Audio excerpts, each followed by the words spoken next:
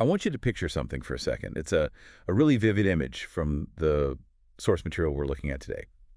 Imagine ordering food delivery, but you're doing it in the middle of just a raging thunderstorm. Okay. You place the order, you wait, you refresh the app, you wait some more, and, well, eventually a driver shows up. But the bag is wet, and when you open it, it's sort of what you asked for. Sort of. Except maybe the burger has hands, haunted hands. Yeah. And the delivery driver is having a mild existential crisis on your porch. That is a disturbingly accurate description. And I think anyone who played with the early AI video generators, I mean, even just a year or two ago, they know that feeling intimately. You put in a prompt, you wait 3 minutes, and you get a nightmare. It was chaotic. A slot machine, basically. But today, we're looking at how that vibe is changing. It is Monday, February 2nd, 2026, and we're unpacking a comprehensive guide titled Mastering Grok Imagine 1.0, a guide to native AI video. And the mission today is pretty simple. We're going to walk through this guide, heading by heading, and figure out how to stop treating video generation like a lottery ticket and start treating it like a sketchbook. And that shift from lottery to sketchbook, that's really the whole thesis here. The big leap we're seeing with Grok Imagine 1.0 isn't just that the pixels look better, though obviously they do. Right. It's about control. It's about iteration speed. And crucially, it's about what the guide calls native audio. Native audio, what's that?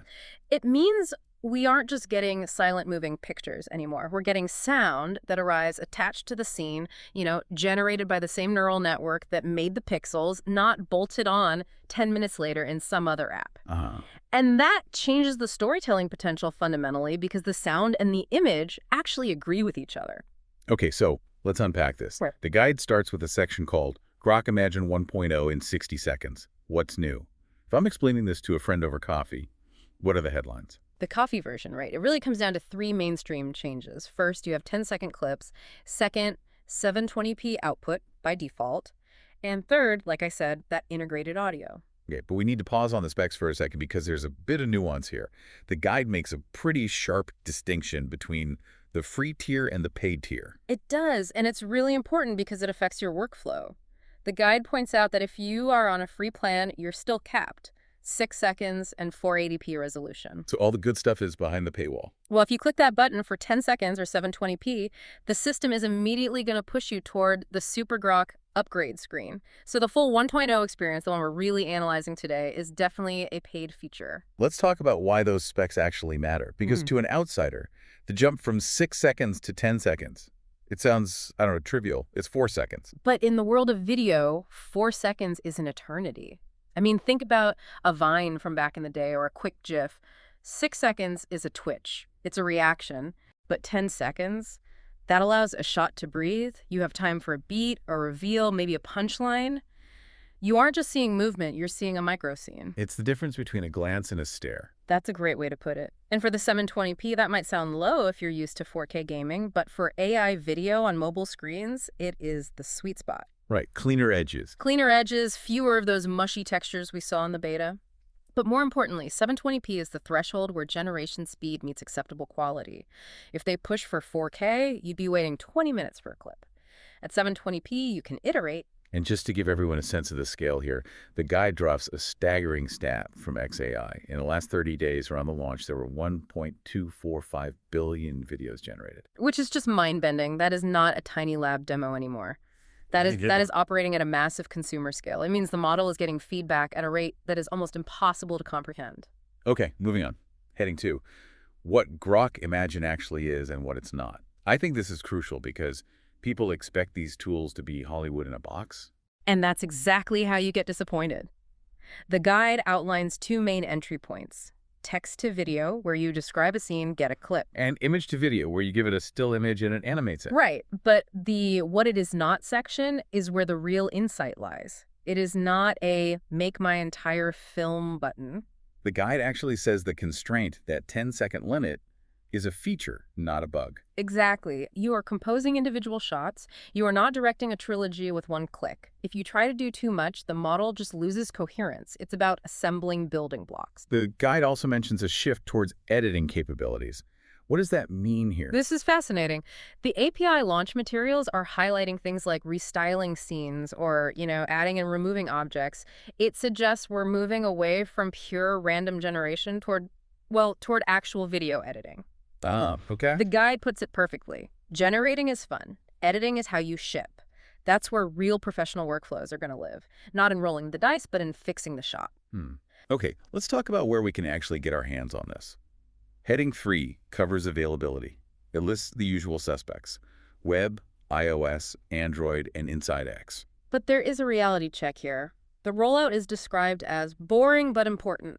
Access depends heavily on your geography and your account limits. So it's not a global switch they just flipped on. No, not at all. So the practical takeaway for anyone listening is to treat the mobile app as your fast sketchpad. Good for testing ideas, seeing what sticks, but treat the API as the controllable engine if you're trying to build a consistent content pipeline. The app is for vibes, the API is for work. You got it. Let's get into the how-to. Heading 4 is the text-to-video plus image-to-video quick start. And the guide opens with a very specific warning. Do not start by trying to be creative, which feels counterintuitive. It does, doesn't it? But think about it. If you start with abstract poetry, the AI has to guess what you mean. The guide suggests you should brief the AI like you are briefing a friend who's shooting the video tomorrow. Be specific, not poetic. So don't say a mood of melancholy. Say a man sitting alone on a rainy bench. Exactly. Right, and they give a 5-step checklist for text-to-video to force that specificity. Let's run through it. Step 1, pick one subject. Just one. Step 2, pick one location. Step 3 is critical. Pick one motion.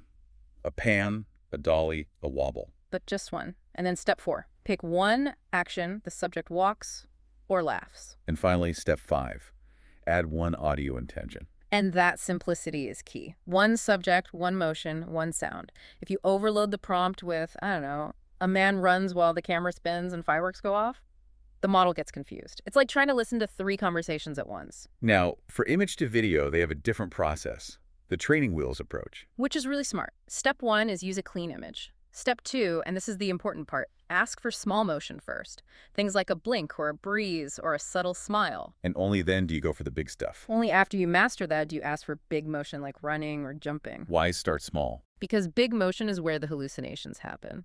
If you ask a static image to run, the AI has to invent legs, physics, background, all stuff that doesn't exist in the photo. That's how you get the haunted hand. Right, the extra limbs. Starting small prevents the model's creativity from, as the guide says, spilling everywhere and ruining the image. Speaking of ruining images, Heading 5 is all about animating pets, family photos, and memes.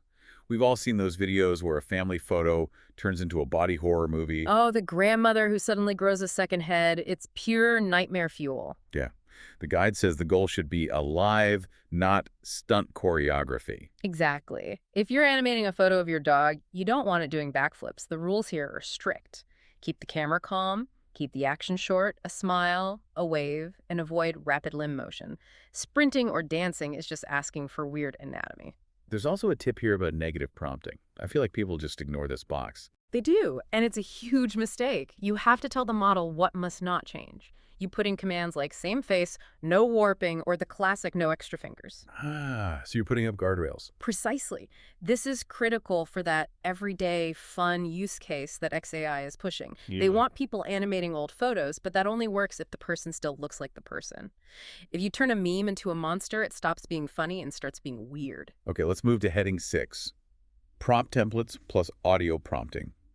The guide says people waste time writing beautiful paragraphs, hoping the model reads them like a screenplay. And it creates so much frustration. The model isn't a literary critic, it's a pattern matcher. So the solution the guide proposes is the 3-layer formula: scene, motion, audio, that's it. Define what exists, how it moves, and what it sounds like. I had the guide open here, and I want to share a few of these templates because they really illustrate the point. Yeah. Here's one for a cinematic shot. The prompt is just data. It's neon-lit alley, slow push-in, audio, rain patter. Simple, evocative. And note, the audio is just 2 words. Here's a comedy beat. A cat wearing a tiny chef hat. Audio, whisk scraping bowl. See, that audio cue, the whisk scraping, it adds so much context without needing a paragraph of text explaining that the cat is cooking. And a sci-fi one. Orbital station, slow pullback. Audio, low engine hum. The key insight here is you need one dominant idea per layer. The guide notes that when prompts get messy, audio is usually the first casualty. The model has a limited attention span, so to speak. If the visual instructions are too complex, it just gives up on the sound. Which leads us perfectly into heading 7, Audio in Grok Imagine 1.0. You mentioned this earlier, but the guide's view is that audio is the difference between a cool tech demo and something people actually share. It is. Silence just feels artificial. But the guide warns against creating noise soup. You need to follow what it calls the audio directive checklist. What's on that checklist? First, choose one foreground sound, either dialogue or a specific sound effect. Don't do both at the same volume. Second, keep dialogue short. 10 seconds is not a monologue, it's a catchphrase. And third, anchor the environment with things like room tone or wind. That background noise sells the reality more than the visuals do sometimes. And there's a specific tip about music. Yes, don't describe music like you're writing sheet music. The model doesn't know music theory. Describe it as a mood tag. Use phrases like tense cinematic pulse or playful ukulele riff. The model understands mood, not notation. Okay, let's talk workflow. Heading 8 covers export download plus aspect ratios. The main advice here is just planning. This is a classic rookie mistake. People generate a video and then try to crop it later. The guide is clear. Plan the aspect ratio before you generate. Vertical for shorts, square for feeds, landscape for YouTube. Framing isn't a rescue mission. It has to be baked in. Exactly. If you crop a landscape video to vertical, you lose half the scene. And there's a practical shorts workflow outlined here too, which I found really useful. Oh, this is gold for content creators. The workflow is generate vertical first. Pick the best variation. Then, and this is crucial, upscale after export, not inside the prompt. Why upscale after? Because upscaling takes processing power and time. You don't want to burn credits upscaling a bad clip. Pick the winner, then you polish it. And adding your captions last, outside the generator, lets you fix typos without re-rendering the whole video. Now, onto the frustrations. Heading 9. Daily limits, rate limits, intermittent errors. The guide calls this limit behavior, and it feels like a bug, but it's just how the system manages load. Right. There are 3 walls you can hit. Quota limits, your daily caps, rate limits, which mean you're clicking too fast, and moderation blocks. And they offer some troubleshooting. If you see try again later, just wait 20 minutes. If you see rate limit, slow down. But what about strange motion artifacts? This one's interesting. The guide says the fix is editorial, not technical. If the motion is weird, you are probably asking for too much action. You need to ask for subtler motion or just simplify the scene. It's not the server's fault, it's the director's fault. Heading 10 addresses something that comes up a lot online. Modes, safety, what spicy really means. There's a lot of confusion about this spicy mode. People think it's a free-for-all. It definitely is not. The guide clarifies that it's not a lawless sandbox. Spicy is just a content classification setting. It might relax some filters for, adult-oriented contexts, but the strict boundaries remain. And what are those boundaries? No sexual content with real people, and no minors, ever. The guide warns that treating safety like a puzzle to solve, trying to trick the AI, is the fastest way to lose your access. It's a boundary to respect, not a game. Heading 11 asks, API exists. When to use it? We said the app is a sketchpad. Who is the API for? The API is for reproducibility and building products. If you want to log your prompts, vision control your videos, or build an automation pipeline that generates 100 videos overnight, you use the API. And there's a technical benchmark mentioned. Yes, XAI measures latency at 720p with an 8-second duration. That's the standard unit for production teams. It shows they're focused on consistency for developers. They want studios building on this, not just hobbyists. Finally, heading 12. Pricing.app versus API. Cost per clip. The app is bundled. The API is usage-based. And there's a fascinating detail here about a fine. Oh, this is the part that will make your finance team sweat. There is a 5-cent fee per violating request. A nickel every time you break the rules. That sounds small. It sounds small until you realize how API automation works. If you write a script that sends 10,000 requests an hour and your prompt is slightly over the line. Oh, you could rack up thousands of dollars in fines in an afternoon. Now you see it. It's a behavior shaping mechanism. It aligns your financial incentives with their safety guidelines. It forces developers to moderate their own users before they even send the request to Grok. And for the normal costs, the guide suggests looking at cost per clip math. Right. It's the price per second times the duration times the number of variants you generate. The goal isn't to generate the most video, it's to select well so you don't burn money on bad The takes. guy also mentions that as of January 28, 2026, XAI claims a #1 rank in artificial analysis for iteration speed per dollar. Which, again, it just points to that sketchbook mentality. It's about how fast and cheap you can iterate to get the idea out of your head. And one final warning on privacy. Act like every clip is public. Basic digital hygiene, but vital when dealing with AI that processes visuals. Once it's in the cloud, it's in the cloud. So we've made it through the guide. We've looked at the specs, the prompts, the audio, the costs. What does this all mean? The outro summarizes the source's closing argument beautifully. If you treat Grok, imagine like a magic trick, you get disposable results. But if you treat it like an editor, you get a repeatable workflow. It's the difference between luck and taste. The guide ends with a challenge, and I want to issue that challenge to you listening right now. Pick one idea, just one. Write 3 prompts using that scene motion audio structure we talked about. Generate 4 variations for each, and keep the best 2. That batch of 12 attempts is going to teach you more about AI video than listening to us for another hour or writing, prompt poetry. It's about getting your hands dirty. I think that is the perfect place to leave it. Get in there, start sketching, and see what you can create. Thanks for joining us for this exploration of the Grok Imagine 1.0 guide. It's been a pleasure. Happy creating.